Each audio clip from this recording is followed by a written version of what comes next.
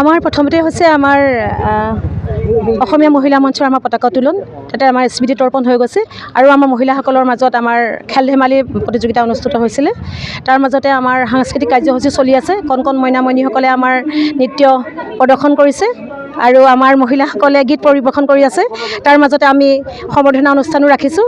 আমাৰ বিশিষ্ট আমাৰ মহিলাসকলক উদ্যোগী হওক, আমাৰ শিক্ষা ক্ষেত্ৰতে আগবাঢ়ি যোৱা আমাৰ বিশেষ মহিলাসকলক আমি সম্বৰ্ধনা জনাইছোঁ। আৰু আমাৰ যিটো অসমীয়া মহিলা মঞ্চ কেন্দ্ৰীয় সমিতিৰ এটা বঁটা আমি ৰাখিছোঁ, বৰ্ষনাৰী বঁটা। আৰু এইবাৰ বঁটা প্ৰাপক হৈছে আমাৰ সকলোৰে শ্ৰদ্ধাৰ মৰমৰ আমাৰ যুৱ সাংবাদিক আমাৰ এঞ্জেলা চাংমাই ডাঙৰীয়া।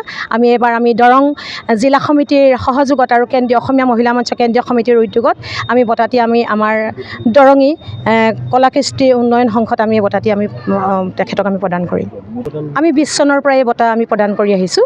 হয়, আমি চেষ্টা অৰ্থাৎ ছেভেন চিষ্টাৰ ডেভেলপমেণ্ট এচিষ্টেঞ্চ এটা NGO হয়। আমি দৰং জিলাৰ পূব আৰু পশ্চিম মঙলদৈত ওমেন এম্পাৱাৰমেণ্টৰ ক্ষেত্ৰত কাম কৰি আছোঁ। আৰু আজি আন্তৰ্জাতিক নাৰী দিৱস হিচাপে আজি আমি আমাৰ এইবাৰ পঞ্চবাৰ্ষিক মহামিলন মহাসমাৰোহ অনুষ্ঠিত কৰা হৈছে।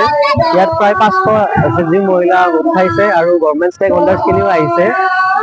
গভৰ্ণমেণ্ট ষ্টেক হোল্ডাৰ্ছ আমাৰ হোষ্টেলৰ পৰা আহিছে, ভেটেনাৰীৰ পৰা আহিছে, আমাৰ ওমেন চেলৰ IC মহাশয়া আহিছে। তেনেকৈ সকলো গভৰ্ণমেণ্ট ষ্টেক হোল্ডাৰ্ছে আহি তেওঁলোকৰ সাৰুৱা ভাষণ ৰাখিছে আৰু তেওঁলোকৰ ফালৰ পৰা যি মহিলাখিনিক ছাপোৰ্ট কৰিব পাৰি সেই বিষয়ে তেওঁলোকে অৱগত কৰাইছে।